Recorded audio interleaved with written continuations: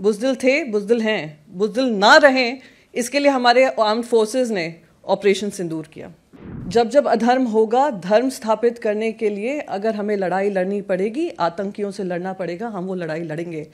बहुत आए, बहुत गए, सबको जवाब हमने दिया। जब जब अधर्म बढ़ा, हमने धर्म का स्थापना की है। मैं वाजपेयी जी की एक बात से ख़त्म करूंगी। सरकारें आएंगी जाएंगी, पार्टियां बनेंगी बिगड़ेंगी, पर हमारा देश कभी नहीं झुकना चाहिए, हमारा देश कभी नहीं झुकना चाहिए।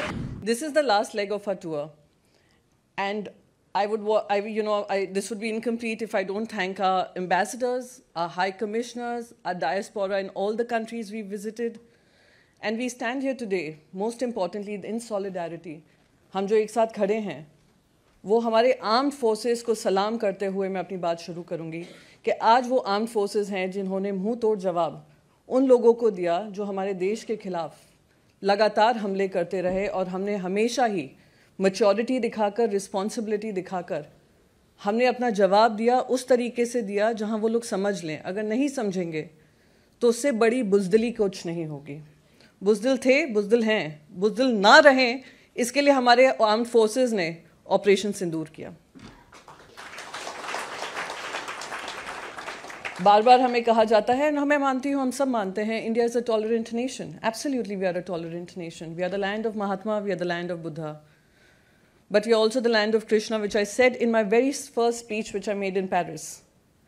जब जब अधर्म होगा, धर्म स्थापित करने के लिए अगर हमें लड़ाई लड़नी पड़ेगी, आतंकियों से लड़ना पड़ेगा, हम वो लड़ाई लड़ेंगे और हम बिल्कुल नहीं झिझकेंगे।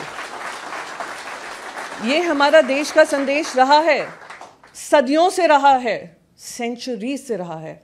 बहुत आए, बहुत गए, सबको जवाब हमने दिया। जब जब अधर्म बढ़ा, हमने धर्म का स्थापना की है। ये हमारा देश का संदेश है। दूसरी इंपॉर्टेंट चीज़ मैं यहाँ पर कहना चाहती हूँ, और कम शब्दों में ही कहूँगी, बहुत सारी चीज़ें लिख कर आई थी पर अब समय नहीं है। हमने जो ऑपरेशन सिंदूर किया, अपने ही देश में रहकर हमारी आर्म्ड फोर्सेस ने उनके आतंकी हमलों पर, आतंकी जगहों पर हमले किए। ये आतंकी जो जगह हैं वो हमारे देशवासियों ने नहीं निर्धारित की हैं, यूनाइटेड नेशंस ने निर्धारित की हैं। यूनाइटेड नेशंस का काम हम कर रहे हैं उन आतंकी कैंप्स को ख़त्म कर कर। और यहाँ पर मैं यूनाइटेड नेशन से मुझे बात आती है, 2 साल के लिए अभी यूनाइटेड नेशन सिक्योरिटी काउंसिल का हिस्सा पाकिस्तान बन रहा है। आप सबको पता है, यूएनएससी इज वेल अवेयर कि 51 टेररिस्ट रिसाइड इन पाकिस्तान। पर उनको, आपको पता है जिम्मेदारी क्या मिली है? उनको चेयरमैनशिप मिली है काउंटर टेररिज्म की, वाइस चेयरमैनशिप।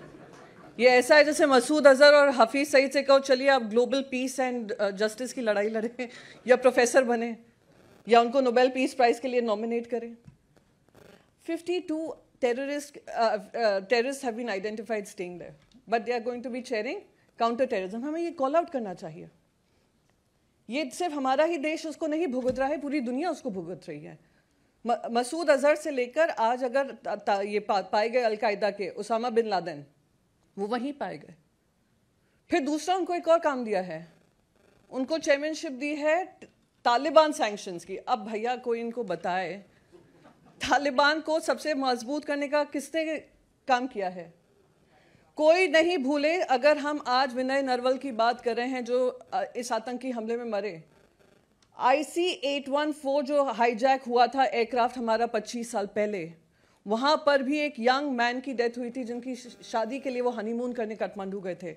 वही 5 आतंकवादी पाकिस्तान के कंदाहर में रुके थे, और तालिबानियों ने जो टेररिस्ट थे उनको रिहा कराने के लिए पाकिस्तान के साथ, पाकिस्तान के आतंकवादियों के साथ लड़ाई लड़ी थी। आप उनकी चेयरमैनशिप करेंगे, आप क्या संदेश दे रहे हैं दुनिया भर में? मैं बस इसी बात से ख़त्म करना चाहूँगी।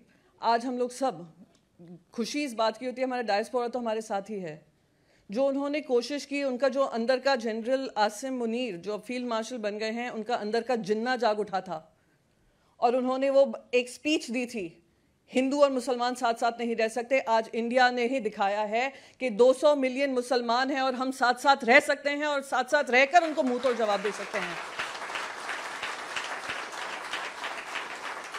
उन्होंने कोशिश ये भी की थी कि राजनीतिक जो पक्ष हैं उनको आपस में लड़ाएंगे, पर आज हम सब एक साथ होकर आपके सामने खड़े हैं।